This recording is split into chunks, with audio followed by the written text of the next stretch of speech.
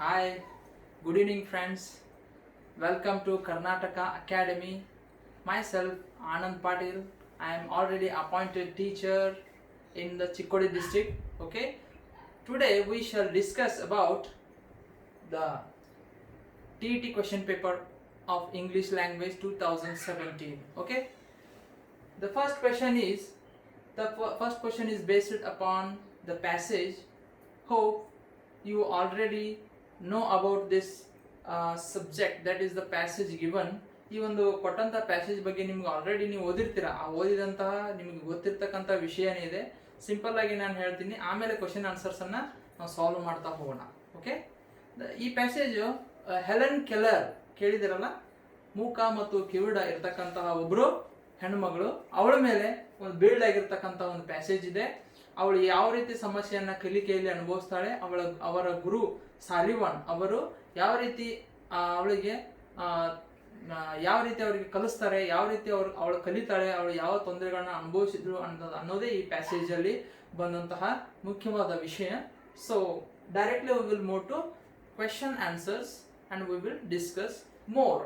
Okay, the first question is, ಮೊದಲನೇ ಪ್ರಶ್ನೆ ಈ ರೀತಿಯಾಗಿದೆ ಗೆಳೆಯರೆ. First question, the main idea of this passage is to, ಈ ಒಂದು ಪ್ಯಾಸೇಜ್ ಮುಖ್ಯವಾದ ಸಾರಾಂಶ, ಮುಖ್ಯವಾದ ತಿರುಳು ಏನಿದೆ ಅಂತಂದ್ರೆ, understand how easily Helen Keller learned sign language. ಯಾವ ರೀತಿ ಹೆಲೆನ್ ಕೆಲ್ಲರ್ ಲ್ಯಾಂಗ್ವೇಜ್ ಅನ್ನ ಕಲಿತಾಳೆ ಅಂತಕ್ಕಂಥದ್ದೇ ಇದರ ಮುಖ್ಯವಾದಂತಹ ಒಂದು ಆಶಯ ಇದೆ. ಅದು ಆಮೇಲೆ ಎರಡನೇ ಪ್ರಶ್ನೆ, Miss Sullivan had tried to impress it upon me that compounding the two, the meaning of the word impress here is to. Impress ಅಂತಕ್ಕಂಥ ಒಂದು ಶಬ್ದ ಬಂದಿದೆ. ಸೊ ಇಂಪ್ರೆಸ್ ಅಂತಕ್ಕಂಥದ್ದು ಅರ್ಥ ಏನು? What is the meaning of the Impress? Impress ಅಂತಂದ್ರೆ ಇಲ್ಲಿ force ಅಲ್ಲ, ಇಂಪ್ರೆಸ್ ಅಂತಂದ್ರೆ ಬೇರೆ, ಫೋರ್ಸೇ ಬೇರೆ. ಸೊ ಇಲ್ಲಿ ಅಫೆಕ್ಟ್ ಆರ್ ಇನ್ಫ್ಲೂಯೆನ್ಸ್ ಸಿಗ್ನಿಫಿಕೆಂಟ್ಲಿ, ನಿರಂತರವಾಗಿ ಒಬ್ಬರ ಮೇಲೆ ಪ್ರಭಾವ ಬೀರೋದಕ್ಕೆ ಇಂಪ್ರೆಸ್ ಅಂತ ನಾವು ಹೇಳ್ತೀವಿ. So what is the answer? Affect or influence significantly. Okay, okay, we will move to next question. Helen Keller had a conflict with Miss Sullivan because C. ಮೊದಲು Helen ಕೆಲ್ಲರ್ಗೂ ಮತ್ತೆ ಅವಳ ಗುರು ಸಾಲಿವಾನ್ಗೂ ಏನಿರುತ್ತೆ, ಒಂದು ಸ್ವಲ್ಪ ಭಿನ್ನತೆಗಳು ಇರ್ತವೆ. ಅವು ಯಾವ ಭಿನ್ನತೆಗಳು? ಫಸ್ಟ್ಗೆ ಯಾವ ರೀತಿ ಭಿನ್ನತೆಯನ್ನ ಹೆಲೆನ್ ಕೆಲ್ಲರ್ ಅನುಭವಿಸ್ತಾಳೆ ಅಂತಕ್ಕಂಥದ್ದು. ಸೊ ಯಾವ ರೀತಿ ಭಿನ್ನತೆಗಳನ್ನ ಅನುಭವಿಸ್ತಾಳೆ ಹೆಲೆನ್ ಕೆಲ್ಲರು? ಅದಕ್ಕೆ ಆಪ್ಷನ್ಸ್ 33 ಅಲ್ಲ? Okay, wanted Miss Sullivan to let her play ಅಲ್ಲ, ಇವ್ಯಾವು ಕೂಡ ಆಗಲ್ಲ. ಅವಳು ಫಸ್ಟ್ ಅವಳಿಗೂ ಯಾವ ರೀತಿ ಭಿನ್ನತೆ ಕಂಡು ಬರ್ತದೆ ಅಂದ್ರೆ, was frustrated by Miss Sullivan's lessons ಅರ್ಥನೇ ಆಗ್ತಾ ಇರಲಿಲ್ಲ ಯಾರಿಗೆ? ಹೆಲೆನ್ ಕೆಲ್ಲರ್ಗೆ. ಸೊ ಇದು ಒಂದು ಅವಳು ಅನುಭವಿಸಿದಂತಹ ಒಂದು ತೊಂದರೆ. ಓಕೆ, ಯಾವುದು? Was frustrated by Miss Sullivan's lessons. Okay, we will move to next question, that is, my teacher came and led me into her room. The apt question tag is. The question, what is the question? My teacher came and led me into her room. ಇಲ್ಲಿ question tag ಯಾವ್ದು ಬರ್ತದೆ? So ಇಲ್ಲಿ ಯಾವ ಕಿರು ಪ್ರಶ್ನೆಯನ್ನ add ಮಾಡಬೇಕು? So here ಇಲ್ಲಿ ನೋಡ್ರಿ ಯಾವ್ದಿದೆ, ಕೇಮ್ ಇದೆ. So came, it is the past tense. So past tense ಇದ್ದಾಗ ಕ್ವೆಶ್ಚನ್ ಟ್ಯಾಗ್ ಆಬ್ವಿಯಸ್ಲಿ ಯಾವ್ದು ಬರುತ್ತೆ? ಡಿಡ್ ಬರುತ್ತೆ. So didn't she. ಇದು ಪಾಸಿಟಿವ್ ಸೆಂಟೆನ್ಸ್ ಇರೋದ್ರಿಂದ ನೆಗೆಟಿವ್ ಕ್ವೆಶ್ಚನ್ ಟ್ಯಾಗ್ ಬರುತ್ತೆ. ಸಿಂಪಲ್ ಇದೆ. So next question, we will move to next question. There were barriers still it is true, but barriers that could in time be swept away. The above sentence express. Barriers ಅಂತಂದ್ರೆ ಇಲ್ಲಿ barriers ಬಂದರೂ ಕೂಡ, ಅಡೆತಡೆಗಳು ಬಂದರೂ ಕೂಡ ಅವಳು ಎದುರಿಸಿ ನಿಲ್ಲಬಹುದು ಅಂತಕ್ಕಂಥ ಒಂದು ಕಾನ್ಫಿಡೆನ್ಸ್ ಅವಳಲ್ಲಿ ಬಿಲ್ಡ್ ಆಗತ್ತೆ. ಸೊ ಇದು ಏನನ್ನ ಸೂಚಿಸ್ತದೆ? This is reflecting the hope. Okay, will move to next question, that is, I was flushed with childish pleasures and pride. Choose the correct active form. ಇದು ಪ್ಯಾಸಿವ್ ಅಲ್ಲಿ ಇದೆ. ಐ ವಾಸ್ ಫ್ಲೆಶ್ಡ್ ಅಂತಂದ್ರೆ flushed, ಅವಳು ಪುಳಕಿತಳಾಗಿದ್ದಾಳೆ, so ಪುಳಕಿತಳಾಗಲ್ಪಟ್ಟಳು ಅಂತಕ್ಕಂಥದ್ದು ಮಾಡಬೇಕು, passive formal ಮಾಡಬೇಕು. So this is here the options. Childish pleasure and pride flushed me, ಇದು ಆಕ್ಟಿವೇ ಆಯಿತು. ಸೊ ಪ್ಯಾಸಿವ್ ಆಗಬೇಕಾಗಿತ್ತೆ. Childish pleasure and pride flushed me, ಇಲ್ಲಿ ಫ್ಲೆಶ್ ಇದೆ, ಫ್ಲೆಶ್ಡ್ ಮೀ, ಅವಳು ಯಾವುದರಿಂದ ಪುಳಕಿತಳಾದಳು? ಚೈಲ್ಡಿಶ್ ಪ್ಲೆಷರ್ ಅಂಡ್ ಪ್ರೈಡ್ ದಿಂದ ಅವಳು ಪುಳಕಿತಳಾದಳು ಅಂತಕ್ಕಂಥದ್ದು ಹೇಳಬೇಕಾಗಿತ್ತು. So this is the correct answer. Flushed ಆಯ್ತು ಅಂದ್ರೆ ಇದು ಪ್ಯಾಸಿವ್ ಫಾರ್ಮ್ ಆಯಿತು. The next question we will move. 37. Suddenly I felt a mystery consciousness as the something forgotten. Okay, a thrill of returning thoughts and somehow the mystery of language was revealed to me. According to the lines, the mystery that was revealed to Helen Keller was. ಇಲ್ಲಿ ಮೈಸ್ಟ್ರಿ ಯಾವುದು ಅಂತಕ್ಕಂಥದ್ದು ಕೇಳ್ತಾರೆ. ಇಲ್ಲಿ ಮೈಸ್ಟ್ರಿ ಯಾವುದು? Awareness that, ಅಂದ್ರೆ ಇಲ್ಲಿ ಯಾವ್ದು ಅದ್ಭುತವಾದ ಒಂದು ಸಂಗತಿ ಹೆಲೆನ್ ಕೆಲ್ಲರ್ಗೆ ಗೊತ್ತಾಯ್ತು ಅಂತಕ್ಕಂಥದ್ದು. ಓಕೆನಾ? ಯಾವ್ದಪ್ಪ ಅದು? The awareness that there is a relations between words and objects. ಯಾವುದೇ ವಸ್ತುವನ್ನ ನಾವು ಮುಟ್ಟಿ ನೋಡಿದಾಗ ಕಲಿಕೆ ಅನ್ನೋದು ಏನಾಗುತ್ತೆ ಅಂದ್ರೆ ಶಾಶ್ವತವಾಗುತ್ತೆ. ಅಂದ್ರೆ ಫಸ್ಟ್ ಬಿಗಿನರ್ಸು ಕಲಿಬೇಕಾದ್ರೆ ಅದು ನಿಜವಾದಂತ ಒಂದು ಪದ್ಧತಿ. ಅವಳು ಮೂಕ ಮತ್ತು ಕಿವಿಡ ಇರೋದ್ರಿಂದ ಅವಳಿಗೆ ಸೆನ್ಸ್ ಆಗ್ಬೇಕಾಗಿರುತ್ತೆ. ಆ ಸೆನ್ಸ್ ಇಂದ ಅವಳು ಕಲಿತಾ ಹೋಗ್ತಾಳೆ. ಡಾಲ್ ಅಂತಕ್ಕಂಥ ವರ್ಡ್ ಕಲಿತಾಳೆ, ವಾಟರ್ ಅಂತಕ್ಕಂಥ ವರ್ಡ್ ಕಲಿತಾಳೆ, ಮಗ್ ಅಂತಕ್ಕಂಥ ವರ್ಡ್ ಅನ್ನ ಕಲಿತಾಳೆ. ಸೊ ಇದೊಂದು ಇಲ್ಲಿ ಮೈಸ್ಟ್ರಿ, ಇದೊಂದು ಅದ್ಭುತವಾದ ಒಂದು ಪರಿಕಲ್ಪನೆ ಅಂತಾನೆ ನಾವು ಹೇಳ್ಬಹುದು. Okay, so we will move to next topic. That is here they are given one sonnet, ಒಂದು ಸುನೀತವನ್ನ ಕೊಟ್ಟಿದ್ದಾರೆ. ಸುನೀತ it means sonnet, it means 14. This is the 14 lines poem mainly written by the English poet. Who is that? That is William Shakespeare. Okay, the Shakespeare given some sonnet here. The sonnet given one sonnet, ಇದನ್ನು almost ಎಲ್ಲರಿಗೂ ಗೊತ್ತಿದ್ದಂತ sonnet. ಇದು true love. This is the sonnet based on the true love. ನಿಜವಾದ ಪ್ರೀತಿ ಅಂತಕ್ಕಂಥದ್ದು, ನಿಷ್ಕಲ್ಮಶವಾದ ಪ್ರೀತಿ ಅಂತಕ್ಕಂಥದ್ದು ಯಾವ ರೀತಿ ಇರ್ತದೆ ಅಂತಕ್ಕಂಥದ್ದು. ಸೊ ಯಾವುದೇ ಅಡೆತಡೆಗಳಿಗೂ ಬಗ್ಗದೆ ಜಗ್ಗದೆ ಇರ್ತಕ್ಕಂಥದ್ದೇ ನಿಷ್ಕಲ್ಮಶವಾದ ಪ್ರೇಮ. ಸೊ ಇದಕ್ಕೆ ಸಂಬಂಧಿಸಿದ ಕೆಲವೊಂದಿಷ್ಟು ಪ್ರಶ್ನೆಗಳನ್ನ ಕೊಟ್ಟಿದ್ದಾರೆ. ಸೊ ನಾವು ಆ ಪ್ರಶ್ನೆಗಳಿಗೆ ಉತ್ತರವನ್ನ ನೋಡೋಣ friends. The first question, what is the first question? It is an even fixed mark the figure of speech used here. ಒಂದು ಲೈನ್ ಕೊಟ್ಟಿದ್ದಾರೆ ಇಲ್ಲಿ. It is an ever fixed mark ಅಂತಕ್ಕಂಥ ಒಂದು ಲೈನ್ ಅನ್ನು ಅವರು ಕೊಟ್ಟಿದ್ದಾರೆ. ಸೊ ಇದೇನಪ್ಪ? It is an ever fixed mark ಅಂತಕ್ಕಂಥ ಕೊಟ್ಟಿದ್ದಾರೆ. ಇದು ಯಾವ ಒಂದು ಅಲಂಕಾರ ಆಗುತ್ತೆ? ಸಿಮಿಲೆ ಆಗಲ್ಲ. ಸೊ ಸಿಮಿಲೆ ಆಗಬೇಕಾದ್ರೆ ಆಸ್ ಲೈಕ್ ಹೋಲಿಕೆ ಬರುತ್ತೆ. ಸೊ ಇಲ್ಲಿ ಯಾವುದೇ ಹೋಲಿಕೆ ಇಲ್ಲ. It is an ever fixed mark, ಅದು ಫಿಕ್ಸ್ಡ್ ಮಾರ್ಕ್ ಇದೆ. ಪ್ರೀತಿ ಅನ್ನೋದು ಒಂದು ಫಿಕ್ಸ್ಡ್ ಇದೆ ಅಂತಕ್ಕಂತ ಹೇಳ್ತಾ ಇದ್ದಾರೆ. ಪ್ರೀತಿನೇ ಫಿಕ್ಸ್ ಇದೆ ಅಂತ ಹೇಳ್ತಾ ಇದ್ದಾರೆ. So metaphor is the correct answer. We will move to next question. That is in the lines love alters not edge of doom ಅಂತ ಹೇಳ್ತಾ ಇದ್ದಾರೆ. ನಿಜವಾದ ಪ್ರೀತಿ ಯಾವುದೇ ಪ್ರಳಯ, ಡೂಮ್ ಅಂದ್ರೆ ಏನು? The end of the universe, ಜಗತ್ತಿನ ಎಲ್ಲ ಮುಗಿದೋಯ್ತು ಅಂತ ಇರಲ್ಲ, ಅದಕ್ಕೆ ಡೂಮ್ ಅಂತ ಹೇಳ್ತಾರೆ. ಸೊ ಇದು ಏನ್ ಹೇಳ್ತಾರೆ? In the line love alters not edge of the doom, ಜಗತ್ತು ಮುಳುಗಿ ಹೋದ್ರೂ ಕೂಡ ಪ್ರೀತಿ ಶಾಶ್ವತವಾಗಿರ್ತದೆ ಅಂತಕ್ಕಂಥದ್ದು. ಸೊ ಅಂದ್ರೆ ಇಲ್ಲಿ ಏನನ್ನ ಹೇಳ್ತಾ ಇದ್ದಾರೆ? ಈ ತಿರುಳು ಏನು? ಇದು love is constant. What is love? Love is purely constant. ಯಾವುದೇ ಅಡೆತಡೆಗಳು ಅಲಗಾಡೋದಿಲ್ಲ ಅಂತಕ್ಕಂಥದ್ದು, ಸ್ಥಿರವಾಗಿರುತ್ತದೆ ಅಂತಕ್ಕಂಥದ್ದು. ಓಕೆನಾ?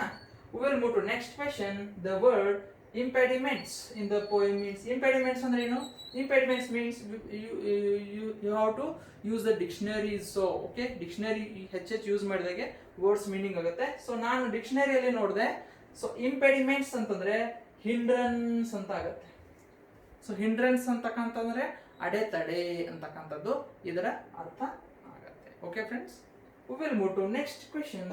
That is the poet's tone is identified to be. ಇಲ್ಲಿ ಪೋಯಟ್ಸ್ ಟೋನ್ ಯಾವ ರೀತಿ ಇದೆ, ಅವನ ಮನದ ಭಾವನೆ ಯಾವ ರೀತಿ ಇದೆ. ಟೋನ್ ಅಂತಂದ್ರೆ ಇಲ್ಲಿ ಶಬ್ದ ಅಲ್ಲ, ಮನದ ಭಾವನೆಯನ್ನು ಹೊರಹಾಕುವುದೇ ಪದ್ಯದ ಮುಖ್ಯವಾದ ತಿರುಳು.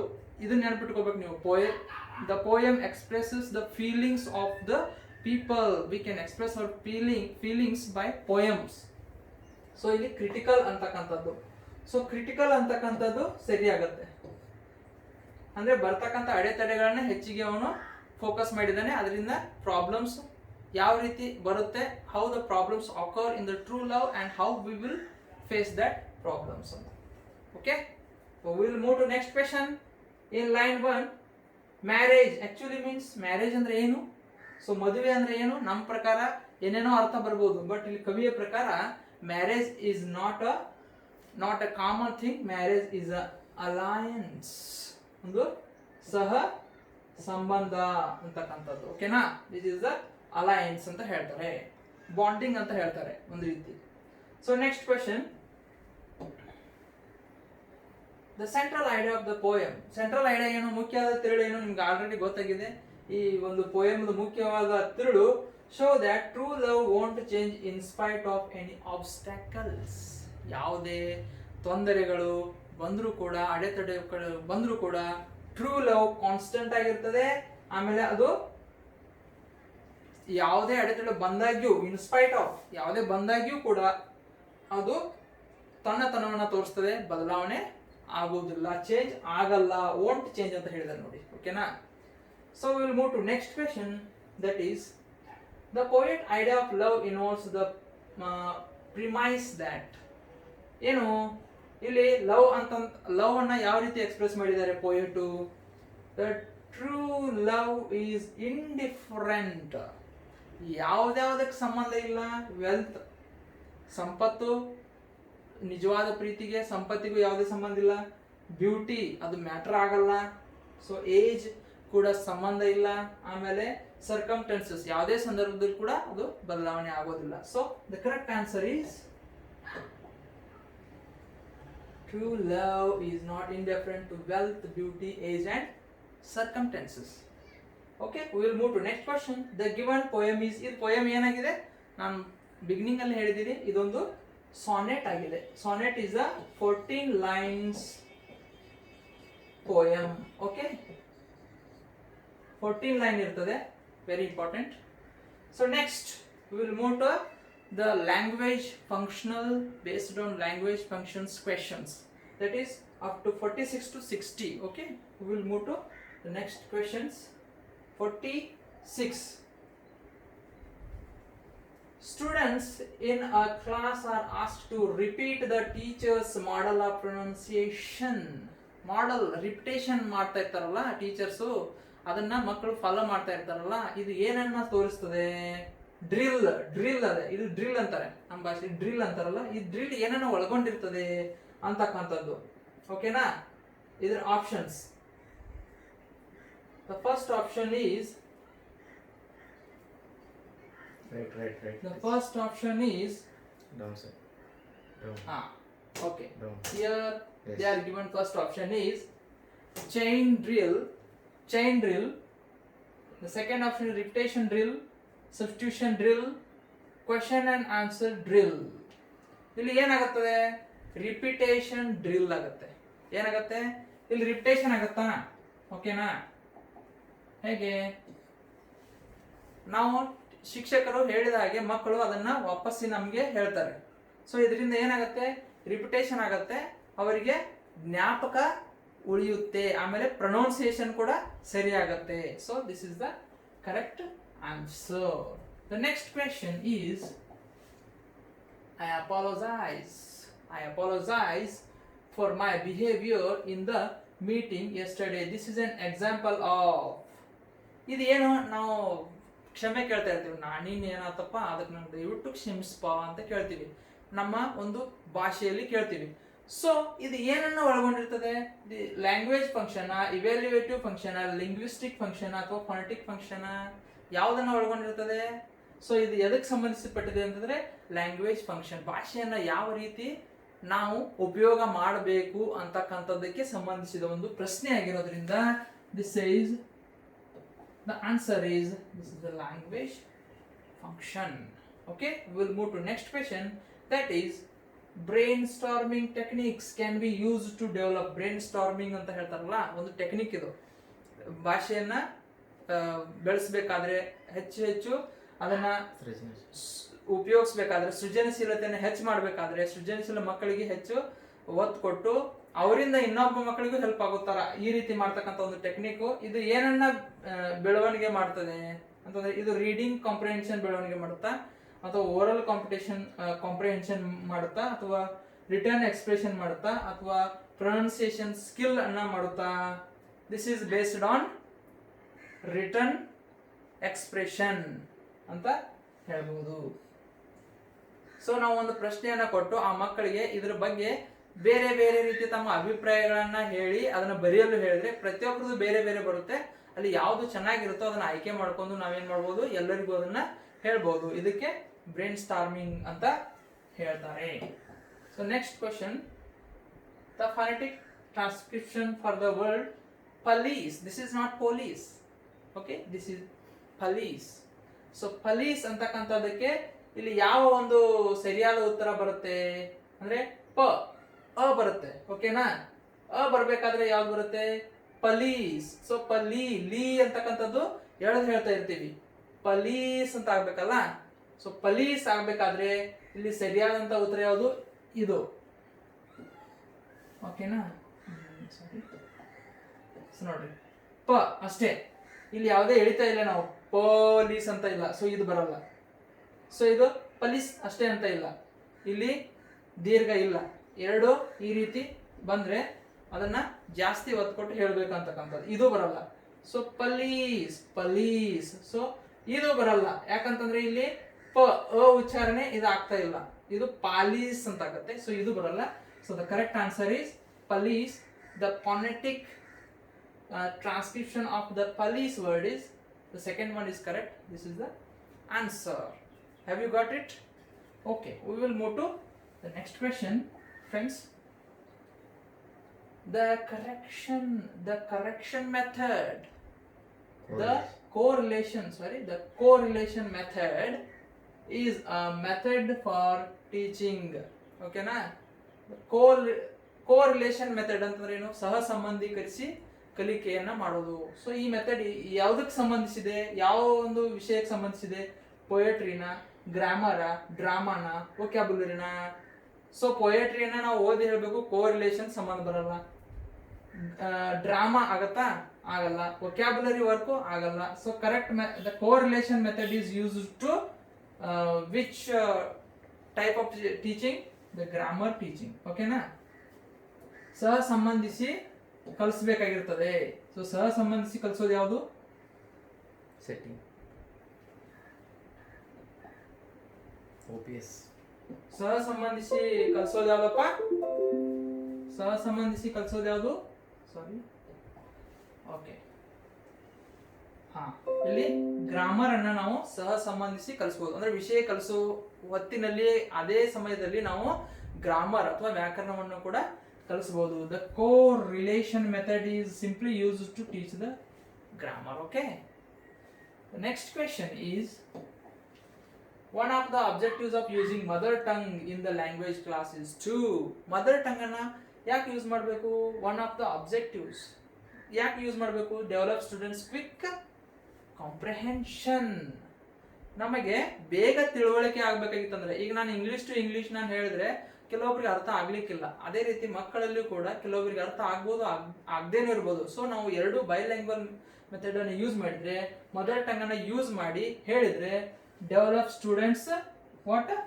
We should develop the students quick comprehension.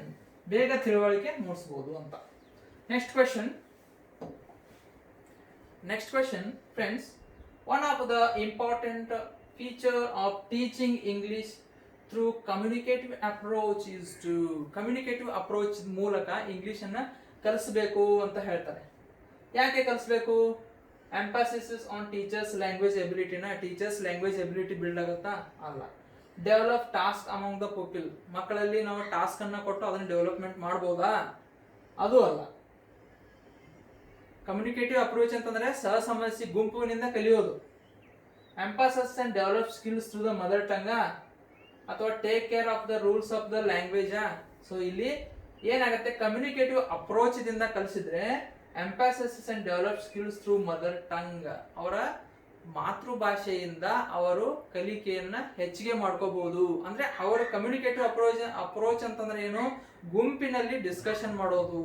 So ಆ ಮೆಥಡ್ ದಿಂದ ಮದರ್ ಟಂಗ್ ಮೂಲಕ ಅನೇಕ ಕೌಶಲ್ಯಗಳನ್ನು ಅವರು ಕಲಿಯಬಹುದು. The next question, a test that is conducted at the end of the language course. End ಅಂದ್ರೆ ಕೋರ್ಸ್ ಮುಗ್ದಿದೆ, ಟೀಚಿಂಗ್ ಆಗಿದೆ, ಕಲಿಕೆ ಆಗಿದೆ, ಆಮೇಲೆ ತಗೊಳ್ತಕ್ಕಂಥ ಟೆಸ್ಟ್ ಯಾವುದು? Obviously this is the diagnostics test ಅಲ್ಲ, ಅದು ಪ್ರೀ ಟೆಸ್ಟ್ ಆಗುತ್ತೆ. ಇನ್ನು ಕಲಿಕೆ ಮುಂದಿರುತ್ತೆ, ಮೊದಲು ಮಾಡ್ತಕ್ಕಂಥದ್ದು ಇದಾಗಲ್ಲ. ಅಚೀವ್ಮೆಂಟ್ ಟೆಸ್ಟ್ ಆಗುತ್ತಾ ನೋಡಿ? Yes, you are right, that test is achievement test. Achievement card ಕೊಡ್ತಾರೆ ನೋಡಿ, ಎಷ್ಟು ಅವನು ಮಾರ್ಕ್ಸ್ ತಗೊಂಡ, ಯಾವ ಗ್ರೇಡ್ ತಗೊಂಡ ಅಂತಂಥದ್ದು. So achievement test is the it is the test we should take at the end of the course. The next question is for 54. One of the important aims of teaching poetry is to, ನಾನು ಆಗಲೇ ಹೇಳಿದ್ದೀನಿ, sonnet ಹೇಳಬೇಕಾದ್ರೆ poem ಅನ್ನ ಯಾಕೆ ಕಲಿಸ್ಬೇಕಪ್ಪ? Poem ಕಲಿಸೋದ್ರಿಂದ ಏನು ಉಪಯೋಗ? Utilise ಲೆಷರ್ time, ಏನಾದರೂ ನಮಗೆ ಖಾಲಿ ಸಮಯ ಟೈಮ್ ಪಾಸ್ ಮಾಡೋಕೆ ಕಲಿಸ್ಬೇಕಾ? ತಪ್ಪು. Encourage the students to play different, ಅವ್ರಿಗೆ ಸಂಭಾಷಣೆಯನ್ನು ಕಲಿಸ್ಬೋದಾ? ಇಲ್ಲ. ರೂಲ್ಸ್ ಅನ್ನ ಕಲಿಸ್ಬೋದಾ? ರೂಲ್ಸ್ಗೂ ಪೋಯಮ್ಗೂ ಏನು ಸಂಬಂಧ ಇಲ್ಲ. Develops the skill of appreciation for poetic expression. Develop the skills of appearance for poetic expression ಆಗತ್ತಾ? ಅಥವಾ ಡೆವಲಪ್ ಲ್ಯಾಂಗ್ವೇಜ್ ಎಬಿಲಿಟಿ ಆಗತ್ತಾ? ಭಾಷೆಯಲ್ಲಿ ಬರ್ತಕ್ಕಂಥ ಕೌಶಲ್ಯಗಳನ್ನ, ಅವ್ರಿಗೆ ಬರ್ತ ಸಾಮರ್ಥ್ಯಗಳನ್ನ ಹೆಚ್ಚು ಮಾಡೋದಾಗತ್ತಾ? ನೋಡಿ, ಯಾವ್ದಾಗ್ಬೋದು? Utilize, encourage the students to play different roles ಅಂತ ಆಗತ್ತಾ? ರೋಲ್ಸ್ ಆಗತ್ತಾ? ಇಲ್ಲಿ ನಾಟಕದಲ್ಲಿ ಬರುತ್ತೆ. Develop the skill of appreciation of the poetic expression. This is the correct answer. ನೋಡಿ, ನಾನು ಆಗಲೇ ಹೇಳಿದ್ದೀನಿ, ಕವಿತೆ ಮನದ ಭಾವನೆಯನ್ನ ಹೊರಹಾಕುವಂತಹ, it is the very effective method to express our feelings ಅಂತ. ಸೊ ಪೊಯೆಟ್ ತನ್ನ ಭಾವನೆಯನ್ನ ಹೊರ ಹಾಕಿದ್ದನ್ನ ನಾವು ಅಂಡರ್ಸ್ಟ್ಯಾಂಡ್ ಮಾಡ್ಕೋತೀವಲ್ಲ, ಇದರಂತ ಒಳ್ಳೆ ಸ್ಕಿಲ್ ಯಾವುದೂ ಅಲ್ಲ. ಓಕೆನಾ? So develop the skill of appreciation for the poetic expression ಅಂತ ಆಗತ್ತೆ. Next, one of the techniques used in to audio lingual method. Audio lingual method ಅಂತಂದ್ರೆ ಆಡಿಯೋ ಬರುತ್ತೆ, ಆಮೇಲೆ ಅದ್ರ ಜೊತೆಗೆ ನಾವು ಏನ್ ಮಾಡ್ತಾ ಇರ್ತೀವಿ? ಆಡಿಯೋ ಲಿಂಗ್ವಲ್ ಮೆಥಡ್ ಅಂತಂದ್ರೆ ಕೇಳ್ತಾ ಇರ್ತೀವಿ, ನಾವು ಕೇಳಿ ಅದರಿಂದ ಕಲಿಯೋದು. ಇದರಿಂದ ಏನು ಉಪಯೋಗ? ಇದರಿಂದ ಏನು ಮಹತ್ವ? ಇದ್ರದ್ದು ಏನು ಮಹತ್ವ? ಸಬ್ಸ್ಟಿಟ್ಯೂಷನ್ ಟು ಡ್ರಿಲ್ ಆಗತ್ತಾ? ಡೈಲಾಗ್ ಮೆಮೊರೈಸ್ ಆಗತ್ತಾ? ಸ್ಪೀಕಿಂಗ್ ಸ್ಕಿಲ್ ಆಗತ್ತಾ? ಅಥವಾ ಲಿಸ್ನಿಂಗ್ ಸ್ಕಿಲ್ ಆಗತ್ತಾ? ಸೊ ಇಲ್ಲಿ ಅತಿ ಮುಖ್ಯವಾಗಿ ಯಾವ್ದಪ್ಪ ಅಂತಂದ್ರೆ ಟೆಕ್ನಿಕ್ ಆಡಿಯೋ ಲಿಂಗ್ವಲ್ ದಿಂದ ಡೈಲಾಗ್ ಮೆಮೊರೈಸೇಷನ್ ಅಂತಂದ್ರೆ ಬಂದಂತಹ ಒಂದು ಹೇಳಿಕೆಗಳು ಅಥವಾ ವಾಕ್ಯಗಳು ಅಥವಾ ಹೇಳಿದಂತಹ ಮಾತುಗಳನ್ನ ನಾವು ಏನ್ ಮಾಡ್ಬೋದು? ನೆನಪು ಮಾಡ್ಕೋಬಹುದು. ಕೇಳಿ ಕೇಳಿ ಹೆಚ್ಚಿಗೆ ನೆನಪು ಉಳಿಯುತ್ತಾ? ಹೆಚ್ಚಿಗೆ ಜಾಸ್ತಿ ಕೇಳಿ ಕೇಳಿ ನೆನಪು ಉಳಿಯುತ್ತೆ. ಲಿಸ್ನಿಂಗ್ ದಿಂದ ಹೆಚ್ಚಿಗೆ ನೆನಪು ಉಳಿಯುತ್ತೆ. ಓಕೆನಾ? ಸೈಕಾಲಜಿಕಲಿ ಪ್ರೂವ್ ಆಗಿದೆ. ಸೊ ಡೈಲಾಗ್ ಮೆಮೊರೈಸೇಷನ್ ಅನ್ನ ಮಾಡ್ಕೋಬಹುದು ಈ ಟೆಕ್ನಿಕ್ ಇಂದ. 56. Teaching prescriptive grammar is not encouraged at the school level as. Prescriptive grammar ಅಂತಂದ್ರೆ ಮೊದಲೇ ಬರೆದಿಟ್ಟಿರ್ತಾರಲ್ಲ, ಗ್ರಾಮ್ಯಾಟಿಕಲ್ ರೂಲ್ಸ್ ಪ್ರಕಾರ ಹೋಗೋದು, ರೂಲ್ಸ್ ಅನ್ನ ಹೇಳೋದು, ಆಮೇಲೆ ಆ ಥರದ ಎಕ್ಸಾಂಪಲ್ ಕೊಡೋದು, ಈ ರೀತಿ ಮಾಡ್ತೀವಲ್ಲ. ಸೊ ಈ ಗ್ರಾಮರ್ ಉಪಯೋಗ ಇಲ್ಲ ಅಂತ ಹೇಳ್ತಾರೆ ಸ್ಕೂಲ್ ಲೆವೆಲ್ ಅಲ್ಲಿ. ಯಾಕೆ? It does not help the speaker to error free English, ಅಥವಾ it create awareness about the difficulty in the learning language ಆಗಲ್ಲ. Teacher don't approve of it, ಟೀಚರ್ಗೂ ಇದಕ್ಕೂ ಸಂಬಂಧ ಇಲ್ಲ. ಬೇರೆ memorization does not help in the mastering of the language. ಇದು ಬಹಳ ಮಹತ್ವ. ನಾವು ಯಾವುದೇ ಗ್ರಾಮರ್ ಅನ್ನ ಅಥವಾ ಕಲಿಬೇಕಾದ್ರೆ ನಾವು ಭಯಪಟ್ಟ ಮಾಡಿ ಕಲಿಯುವಂಥದ್ದಲ್ಲ. ಸೊ ಗ್ರಾಮರ್ ಅನ್ನ ಕಲಿಬೇಕಾತಂತಂದ್ರೆ ನಾವು in between the teaching we should learn the grammar very effectively. ಓಕೆನಾ? ನಾವು ಕಲಿತಾ ಇರಬೇಕಾದ್ರೆ, ಪಾಠವನ್ನೇ ಕೇಳ್ತಾ ಇರಬೇಕಾದ್ರೆ, ಪೊಯಮ್ ಅನ್ನ ಕೇಳ್ತಾ ಇರ್ಬೇಕಾದ್ರೆ, ಸಂದರ್ಭ ಬಂದಾಗ ಏನ್ ಕಲಿತೀವಲ್ಲ ಆ ಗ್ರಾಮರು ನಮ್ಗೆ ತುಂಬಾ ಹೆಲ್ಪ್ ಆಗತ್ತೆ. So this is the correct answer. Does not help in the mastering of the, ಅಂದ್ರೆ ಈ ರೀತಿ ಪ್ರಿಸ್ಕ್ರಿಪ್ಟಿವ್ ಇಂದ ಅದು ಹೆಲ್ಪ್ ಆಗಲ್ಲ, ಡಿಸ್ಕ್ರಿಪ್ಟಿವ್ ದಿಂದ ಹೆಲ್ಪ್ ಆಗುತ್ತೆ. ಓಕೆನಾ? ಡಿಸ್ಕ್ರಿಪ್ಟಿವ್ ಅಂತಂದ್ರೆ ಇನ್ ಬಿಟ್ವೀನ್ ಟೀಚಿಂಗ್ ಅಲ್ಲಿನೇ ಗ್ರಾಮರ್ ಅನ್ನ ಕಲಿಯೋದು. ಇದು ನೆನಪಿಟ್ಕೋಬೇಕು ನೀವು. Next question, one of the objectives of teaching prose is to ಅಂದರೆ ನಾವು ಪ್ರೋಸ್ ಅಂದರೆ ಗದ್ಯ ಭಾಗವನ್ನು ಕಲಿಯೋದ್ರಿಂದ ಏನು ಉಪಯೋಗ? Develop a scientific attitude towards language, ವೈಜ್ಞಾನಿಕ ಮನೋಭಾವನೆ ಬರುತ್ತಾ? ಅಥವಾ develop insight into the structure of English language ಆಗುತ್ತಾ? ಅಥವಾ develop students mental ability of reasoning and correct organisation ಆಗುತ್ತಾ? ಅಥವಾ develop active and passive ವೊಕ್ಯಾಬ್ಯುಲರೀಸ್ in the students ಆಗುತ್ತಾ? ಇಲ್ಲಿ ಎಲ್ಲವೂ ಸರಿನೇ ಅನ್ಸುತ್ತೆ, ಬಟ್ ಆಳವಾಗಿ ನಾವು ನೋಡಿದಾಗ ಯಾವುದು ಅದರಿಂದ ಉಪಯೋಗ ಆಗುತ್ತೆ? ಗದ್ಯ ಭಾಗವನ್ನು ಎದಕ್ಕೆ ನಾವು ಅಭ್ಯಾಸ ಮಾಡ್ತೀವಿ ಅಂತಂದ್ರೆ ಡೆವಲಪ್ ಆಕ್ಟಿವ್ ಅಂಡ್ ಪ್ಯಾಸಿವ್ ವೊಕ್ಯಾಬ್ಯುಲರೀಸ್. ಅಲ್ಲಿ ಆಕ್ಟಿವ್ ಪ್ಯಾಸಿವ್ ವೊಕ್ಯಾಬ್ಯುಲರಿ ಇರುತ್ತೆ, ಪ್ಯಾಸಿವ್ ವೊಕ್ಯಾಬ್ಯುಲರಿ ಇರುತ್ತೆ. ಅಂದ್ರೆ ವೊಕ್ಯಾಬ್ಯುಲರಿ ಡೆವಲಪ್ ಆಗುತ್ತೆ. Okay, we can say we should develop our vocabularies through the prose. Okay, so this is the correct answer. We should develop active and passive vocabularies in the students. The 58th question,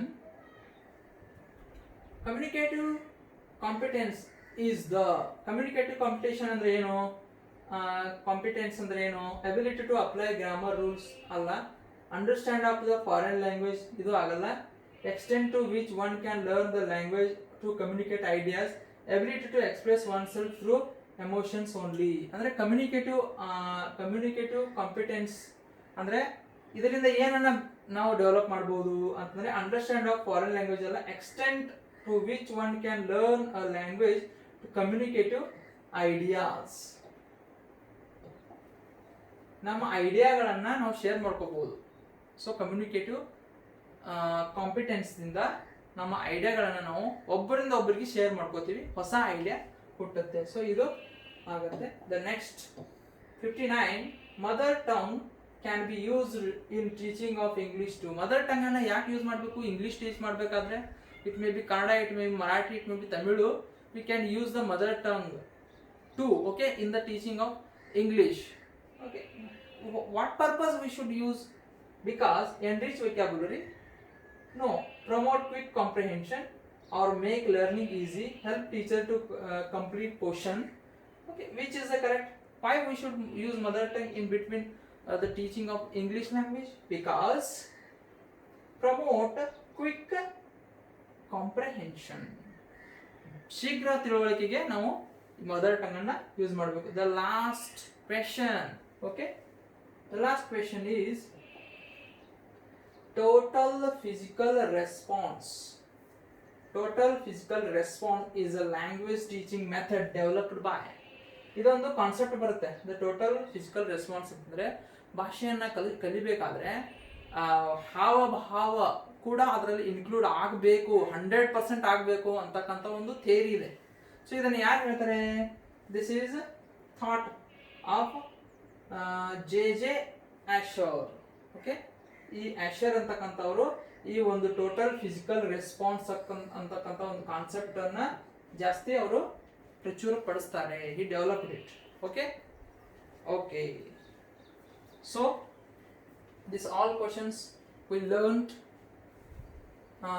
of this question paper. Okay, 2017 TET question. Hope you understood it very well and you should practice it. Okay, we will give more videos in Karnataka Academy. Okay, thank you, bye bye, namaskara.